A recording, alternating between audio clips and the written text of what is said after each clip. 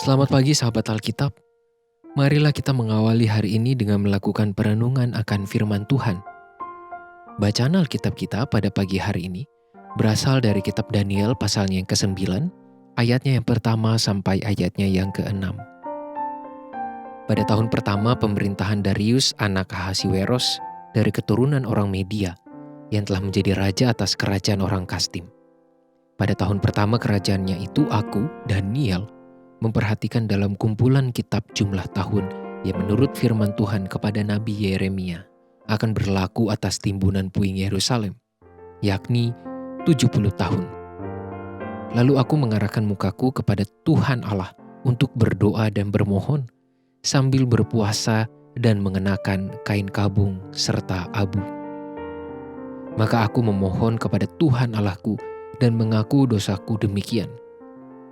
Tuhan, Allah yang maha besar dan dahsyat, yang memegang perjanjian dan kasih setia terhadap mereka yang mengasihi Engkau, serta berpegang pada perintah-Mu. Kami telah berbuat dosa dan salah, kami telah berlaku fasik dan telah memberontak. Kami telah menyimpang dari perintah dan peraturan-Mu, dan kami tidak taat kepada hamba-hamba-Mu, para nabi, yang telah berbicara atas nama-Mu kepada raja-raja kami, kepada pemimpin-pemimpin kami, kepada bapak-bapak kami, dan kepada segenap rakyat negeri. Keenam ayat sebagai bacaan hari ini merupakan prolog yang memberikan kejelasan kepada para pembaca seperti kita tentang alasan rangkaian doa Daniel.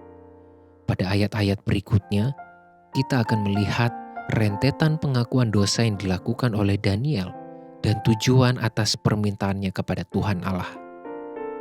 Namun, pada bagian ini, kita melihat bagaimana firman Tuhan begitu menyadarkan dan memengaruhi Daniel untuk membangun sikap penyesalan di hadapan Tuhan itu sendiri. Daniel menggunakan kesempatan untuk mengakses firman Tuhan, memberikan perhatian, dan mengarahkan hatinya untuk menerima suara Allah. Sahabat Alkitab, pembukaan doa pengakuan dosa yang disampaikan Daniel kepada Allah berisikan beberapa konsep penting dalam keutuhan narasi perjanjian lama yang begitu erat hubungannya dengan tradisi kehidupan Israel kuno.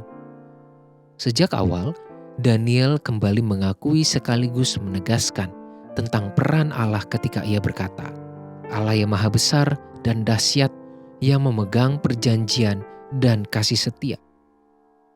Penyebutan sifat sebagai gelar dari Allah yang maha besar dan dahsyat dan yang memegang janji dan kasih setia bukanlah sesuatu yang klise, melainkan menjadi sebuah pengakuan iman dan pengharapan pada saat yang bersamaan. Pembukaan pengakuan dosa Daniel ini pun menjadi perkataan dan tulisan yang berharga, secara khusus bagi orang-orang Israel yang ada dalam pembuangan kerajaan Babel.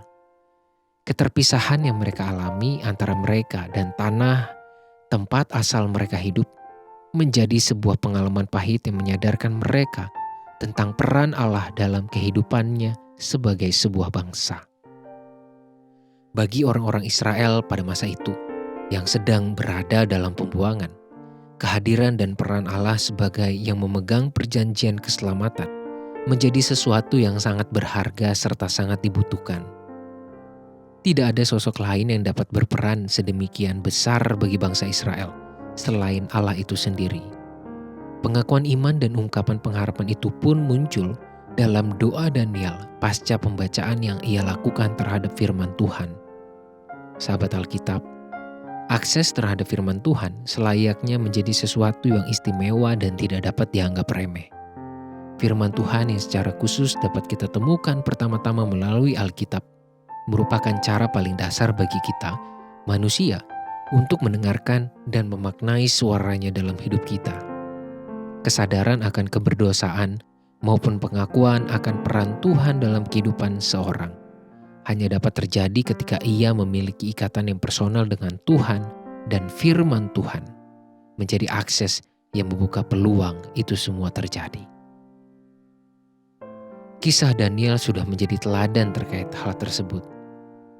Apakah Anda siap untuk mengalaminya? Marilah kita berdoa. Ya Tuhan, Terima kasih untuk kehadiran Alkitab di dalam kehidupan kami sebagai umat percaya.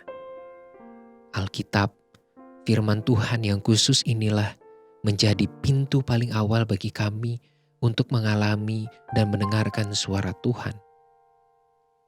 Namun, ada kalanya kami justru menganggap remeh kehadiran Alkitab di dalam kehidupan kami. Padahal, firman Tuhan di dalam Alkitab itulah yang menjadi cara paling dasar bagi kami untuk menyadari dan mengalami pertumbuhan iman di dalam Tuhan. Tolonglah kami untuk lebih lagi menghargai Alkitab. Mampukanlah kami untuk membangun komitmen dalam pembacaan dan pengenalan akan firman Tuhan ini. Di dalam nama Tuhan Yesus Kristus, kami berdoa dan memohon. Amin.